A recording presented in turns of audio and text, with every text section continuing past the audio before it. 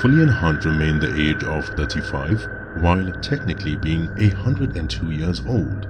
Ages ago, the man was a locksmith, and the first victim turned by Gilroy the Higher Vampire in the massacre that took place at Redwater. Fullian had lived this dark, gloomy, and gruesome life with this curse that he never asked for. In fact, the man wished that he could be part of the group that never saw tomorrow.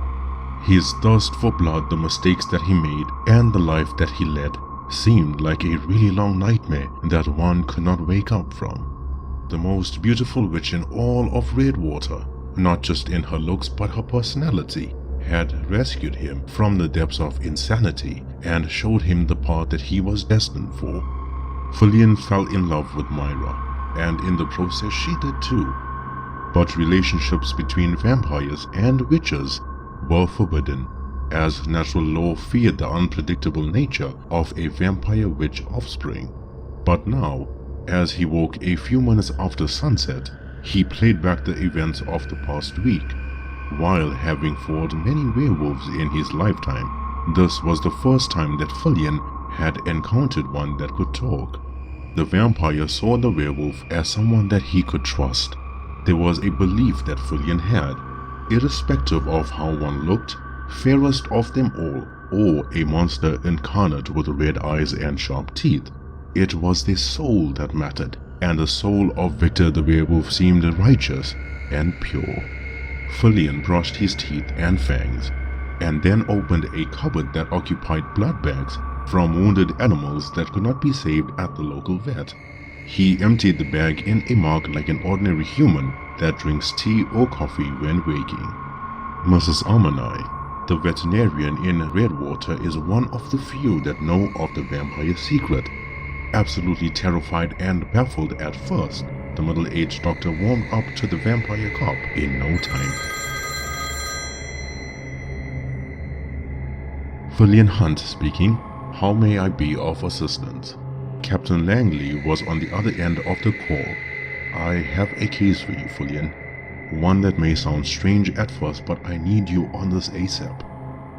You sound tense, Captain, Fullian said. What is it? Werewolves. Fullian frowned as the call continued. Inspector Holt and Inspector Lincoln have been working a case in Houndsville, Lullaby Town. Missing persons case, and those who were found so far were mangled beyond belief. Some were even unrecognizable. The witnesses, while too traumatized to give proper details, mentioned some victims were devoured whole by a werewolf deep within the woods at night. Holt said that the bodies they found had their hearts removed, or more like ripped out. Inspector Lincoln's telephonic report seemed frightening to say the least. Vivian Lincoln never usually loses her wit. You, of all people, know this. There was no such thing as werewolves, or so they believed, until Holt saw one for himself. Now, Fullian, I'm still getting used to the fact that you're a vampire, and werewolves exist in my world. But Inspector Lincoln and Holt did not give a third report. It's been 2 days later, and I understand, Captain, and I will take care of it. Fullian, the captain said in a much more softer, concerning tone. I hope you know that I trust you. Your loyalty and hard work has proved to me that you are on our side. I hate having to only call you to work cases like this, but the vampire respectfully interrupted. No explanation needed, sir. This is what I signed up for. Farewell, Captain. I shall leave for Lullaby Town at once. But when Fullian hung up the phone, he had an expression of being lost in thought. Holt and Lincoln were much senior than Fullian was in terms of joining the Redwater police force, and they weren't pushovers in any sense of the term. So why were they out of their jurisdiction? And why did the captain sound different than his usual self? The vampire kept his secret hidden from the rest of the police force and the public by using excuses that caught up to him. Painted his face on Halloween night, and it hasn't come off since, no matter how much he tried to scrub it. An incorrect diet, and the ceiling caved in and fell on his face. Sometimes he would say that he was so drunk, and that is the reason why his eyes turned yellow. Excuses that no one would really believe, but he was thankful that his condition has improved over time. The ordinary folk knew of elves, dwarves, and witches, but vampires and werewolves were always kept a secret just to prevent mass panic. But the vampire stuck to one excuse that seemed to be plausible to the ordinary folk: a skin allergy from being sensitive to sunlight, which killed two birds with one stone really. It explained why he looked so pale and why he only worked the night shift. Fillion hoped that he could use that excuse as long as possible until he would have to come clean about who he was. But for now, two of his seniors were missing and bodies were being dropped in Houndsville. The vampire walked down to his basement and turned the light on, which revealed his collection of books and knowledge obtained during his long life.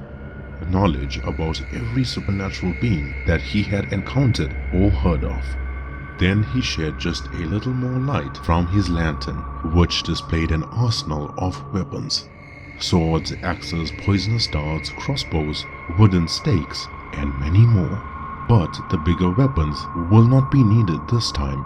Instead, the vampire cop packed his crossbow with silver arrows, silver brass knuckles, long thick silver chains, and his trusty firearm with one silver bullet, only one. Fillion never needed weapons, but it did make the job much quicker than usual. As he waited outside his cabin for the 10 p.m. train, he played back the events described by his captain. There was mention of only one werewolf, but for some reason, the vampire felt like there may be a pack involved. Now the question was, were they natural-born werewolves or the cursed ones? Fillion boarded the 10 p.m. train as the conductor greeted him warmly with a kind nod of the head gesture. This would be a 2-hour ride from Redwater all the way to Lullaby Town. The vampire in his cop suit, pale skin and slicked back hair, stared out the window. The dark and foggy night had a quietness to it. If you were an ordinary human. But faintly, Fillion's hearing stretched miles further, and in the distance, just over the mountain, he heard it. A pack of werewolves howling, followed by one deep, menacing, and terrifying roar. Despite the vampire being so fast that he appeared as a blur, or so powerful that even while holding back, he gave the special class werewolf Victor a run for his money. Fillion needed to be on this train. If at any moment he paused for a breath and someone saw him running, then his masquerade as a normal human would all be in vain. Besides, running with a suitcase was a definite no. The time passed by quickly as he bid farewell to the conductor, midnight sharp. He carried his belongings and walked slowly yet carefully into the town, as the grieving folk all stared at his broad shoulders and pale skin. Accommodation was priority. It would be sunrise in 5 hours and 45 minutes give or take, and he needed lodging before that. The folk were kind enough to let him stay in the house at the end of the street. The townfolk cautiously had exited the homes to meet the vampire cop. No one slept that night, and how would they when the poor souls lived in fear? They were too distraught to notice the unusual scary nature of the cop that stood in front of them. The vampire cop gave an invitation to the folk of Lullaby Town to enter his lodgings an hour after sunrise if they had any information worth sharing. But for now, he urged them to try and get some sleep. In the 5 hours and 35 minutes now remaining, Fillion walked towards the woods when he heard two werewolves scurrying away in the distance. This massacre was orchestrated. So without fear, the vampire decided to enter the woods of Lullaby Town to investigate.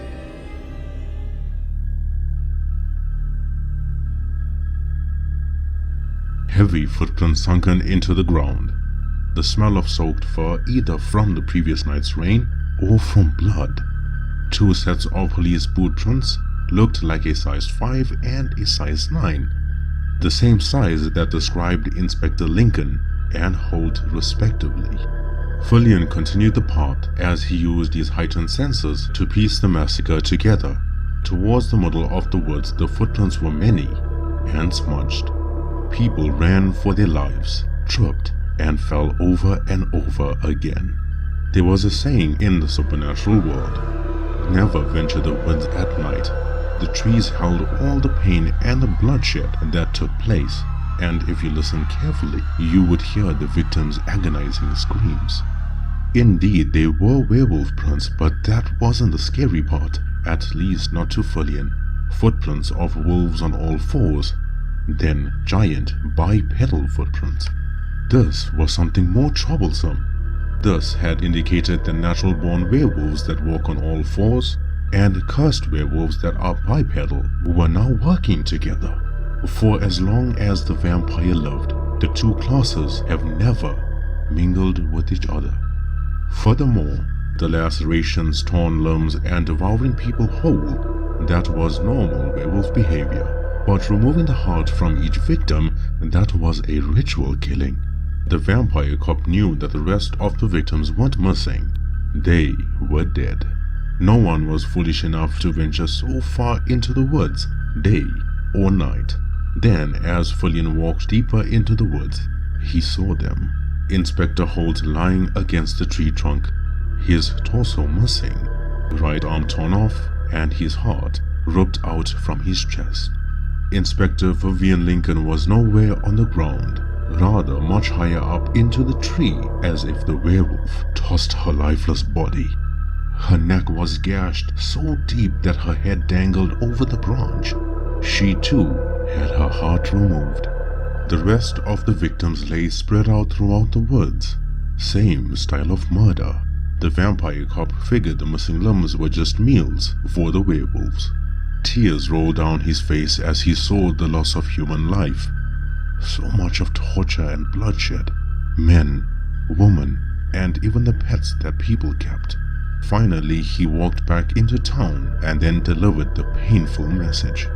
This was one part of the job that he hated to his core. The vampire cop suggested something that may have sounded harsh, but his intention was good. "Please, burn the woods when I leave," he said. "There is too much of bloodshed to retrieve your loved ones.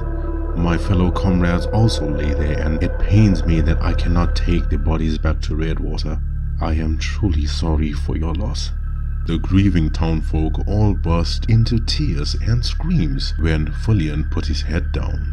Perhaps this gesture was out of respect, or the fact that he became a bearer of bad news. Some struggled and tussled with others just to fetch the bodies of their loved ones, and had even entered the woods, but their screams shortly after had echoed throughout the night. How do you bring back bodies when limbs were scattered everywhere? Just before sunrise, Fullion made his way to his lodgings, pulled a wooden chair with his back facing the window and the curtain blocking out any bit of sunlight. Majority of the townfolk were too traumatized. They entered their homes and never came out. Those who mustered the courage had entered Fullion's home by standing in a group that was huddled in front of him. One by one, the statements began. There were two police inspectors, a man and a woman, that entered the town the night before the massacre. They said they got word of a missing persons case, which was strange since no one was actually missing yet, nor did we call them. Then, at midnight while we slept, we heard people being dragged out their homes. Despite the darkness in this town, we all looked out for each other. The rest of us stormed outside with the weapons in hand, and then we froze.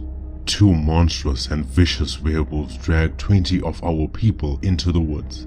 We heard their flesh and bone being ripped and snapped, their blood-curdling screams, and how they begged for it to stop.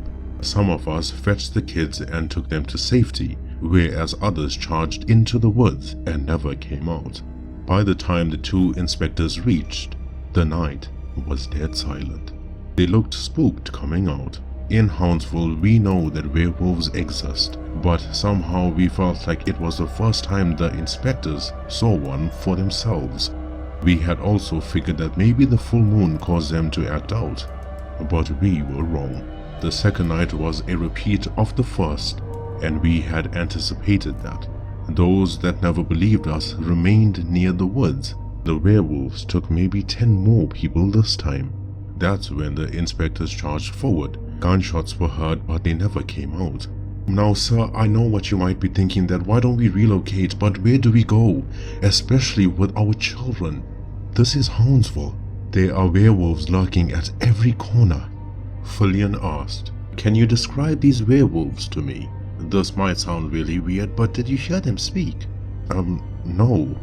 But they were massive, much taller than you, and they had this troublesome rage to them, with constant drool that dripped from their mouths, kind of like rabies. There were a few more that were hiding in the woods. We saw their eyes glow, but they were at a normal wolf height.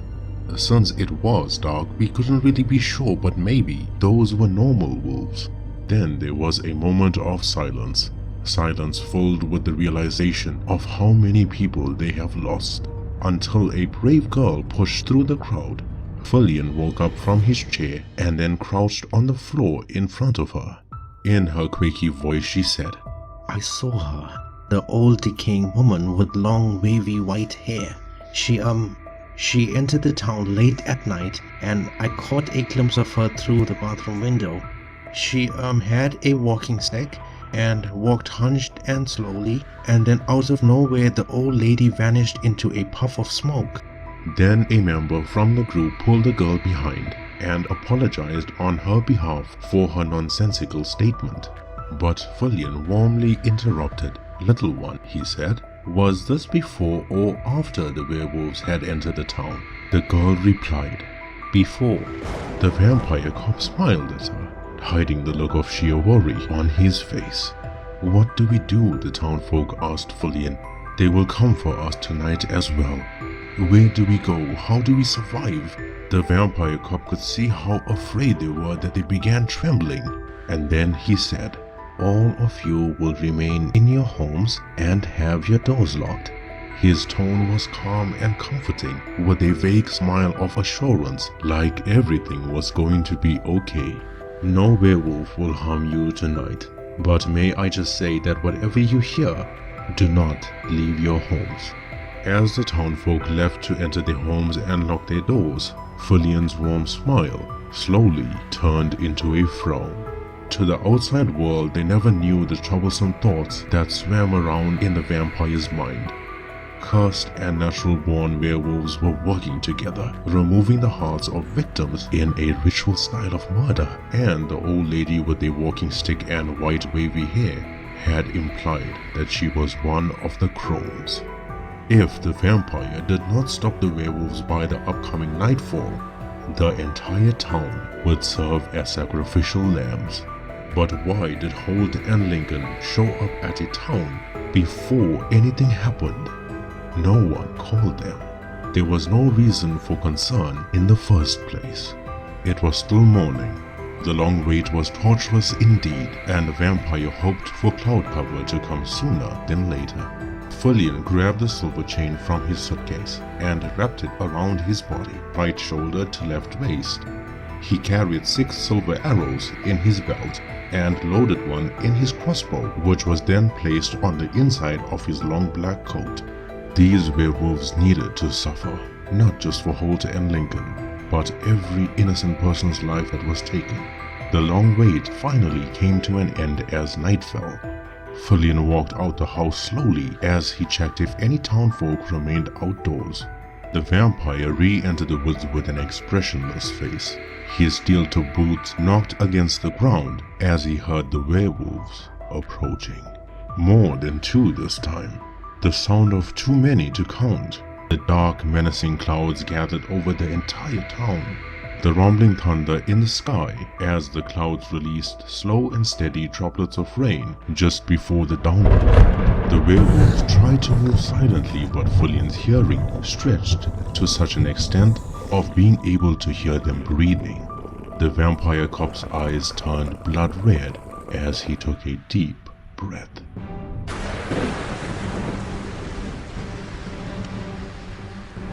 The natural-born werewolves had surrounded the vampire cop. Their wet fur and foul breath stung his nose with disgust and anger. They growled at Fulian, pouncing and then retreating, trying to frighten him, but his eyes were fixed in front. 4 monstrous, vicious, and terrifying cursed werewolves walked towards him, but there were 2 more that flanked the woods for a sneak attack. They were quick and agile. It seemed like the natural-born werewolves were just a mere distraction. They couldn't speak, not like Victor, but it didn't mean that they weren't smart. In fact, the 2 werewolves that fled earlier went to get a larger pack. Supernatural beings knew power scaling, and sending only 2 werewolves to deal with Fulian would have been a dumb choice. Much further stood the Alpha. It did look like it had rabies, much bigger than the rest, and its rage and evil nature showed on its despicable expression. The Alpha watched carefully, but there was no time to waste. Fulian yanked the long silver chain from his body and swiftly swung it around him, wiping out the smaller natural-born werewolves with one swipe. Their fur sizzled as the chain made contact. Some were gashed in half, while the others had their necks broken. The 2 werewolves that flanked him were shot with silver arrows in their necks. Their charge immediately came to a halt as the silver spread throughout their body. Fulian's movements were so fast, just a mere blur of red and black to the naked eye. The pack of 4 werewolves in front of him dispersed. 2 of them viciously charged at Fulian, and their speed was impressive. The Alpha remained behind, watching all this unfold as his steps were slow and steady, way too confident in his capabilities. The next pair of werewolves leaped from behind Fulian, an attack that would definitely work. The only place for the vampire cop to run would be towards the sides. Indeed, the werewolves were extremely quick, but they were at a disadvantage. The rain helped Fulian, for wet fur weighed the werewolves down, making them slower. The vampire cop dealt with the 2 in front, snapping his silver brass knuckles onto both fists, right cross to the face, and a left hook to the body, respectively. The blows packed so much of power behind them that it ripped out chunks of flesh from the werewolves as it dismantled them. A swift turn behind and those 2 werewolves met the same fate, but this time there was a barrage of punches, high, low, middle, no distinctive pattern, which made it difficult for the werewolves to read. He turned them into minced meat. The vampire cop took a deep breath as he wiped the blood and fur from the brass knuckles onto his coat and pants. His focus was on the Alpha, but he had to be careful. This was the cursed werewolf that had the answers. Fulian walked slow and steady towards him as he swung the chain side to side and around his body. The Alpha's pace hastened, thunderous footsteps in succession, and then rapidly accelerated.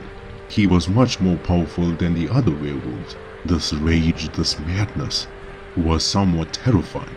Finally, it leaped through the air as its eyes glowed yellow.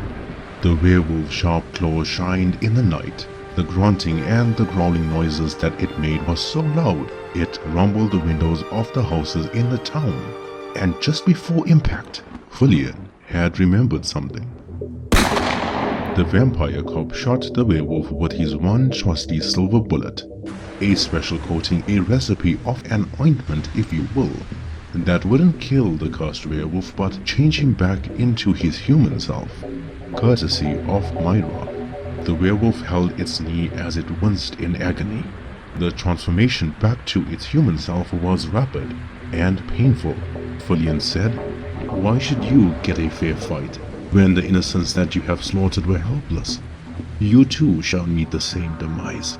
Before the full transformation could revert, the vampire dashed towards the wolfman as he beat him to a pulp. Every overpowered punch, kick, elbow, and knee were for the innocent lives that could not fight back. Fulian broke the wolfman's elbow, twisted it, causing torturous pain as he punched the face repeatedly while interrogating him.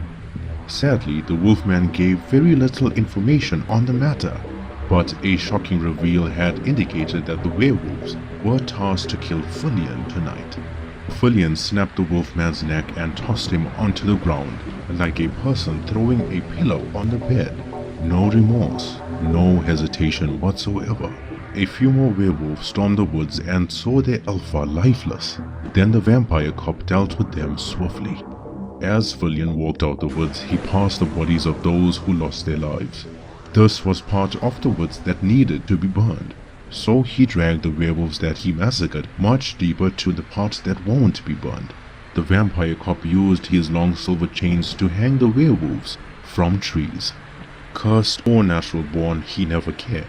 This was a message to all the werewolves in Houndsville that a vampire was here. Not a measly, weak or political vampire, but a vampire that fought for those unable to defend themselves. This was a punishment that fit the crime they have committed.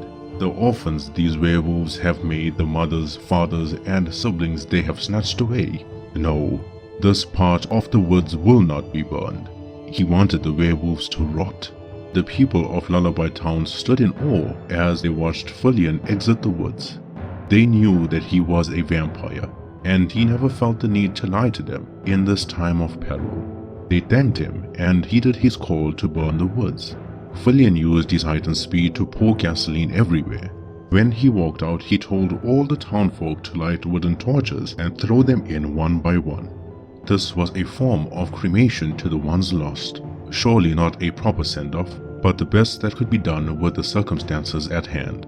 The townfolk cried, said their prayers, while Fillion saluted to the deceased, Holt and Lincoln. The vampire then bid the townfolk farewell. Just before leaving the town, the brave little girl that told Fillion of the crone walked to him, hugged his leg, and gifted him her pink teddy bear. The vampire refused many times, but the girl insisted. Therefore he accepted it and wished her a safe and long life. The vampire cop boarded the 10 p.m. train with a heavy heart. The trip back was completely the same as the first. So many questions, so many troublesome thoughts, all in such a short space of time. Why would a crone work with werewolves? Why would werewolves team up with others outside their pack? The air on the way back felt much darker and fouler than usual. Maybe it was the anxiety and fear of the unknown. When he returned home, there were two things to do. One, find out why Captain Langley sent him, Lincoln, and Holt on a suicide mission. And two, find out about the ritual of collecting hearts. It was midnight as the vampire walked down to the basement. He removed his coat and tie and hung it on the nail knocked into the wood near the stairs. This was going to be an even longer night than he expected. Fillion searched his entire library. So many books of rituals and sacrifices that he wasted much time flipping through pages and then keeping the irrelevant books on the floor. And finally he found it. This ritual book was old and fragile. He glanced at the chapters looking for something specific. The werewolves could have devoured the entire town at once, but the witnesses mentioned a specific number of people being taken every night. There it was, the awakening ritual. On the first night, 20 hearts need to be collected from the innocent, 10 on the second night, third night, 19. An odd number indeed, but for a specific reasoning. The 20th heart on the third night needed to be of a vampire. There was mention of the crone with white wavy hair and a walking stick. That didn't help much since crones changed their appearances and their voices all the time. So 50 hearts in total, but what is she trying to awaken? More importantly, is that why the captain used Holt and Lincoln as scapegoats, knowing fully well that Fillion will run to their aid? The captain clearly knew the massacre was going to take place. Was he working with the crone?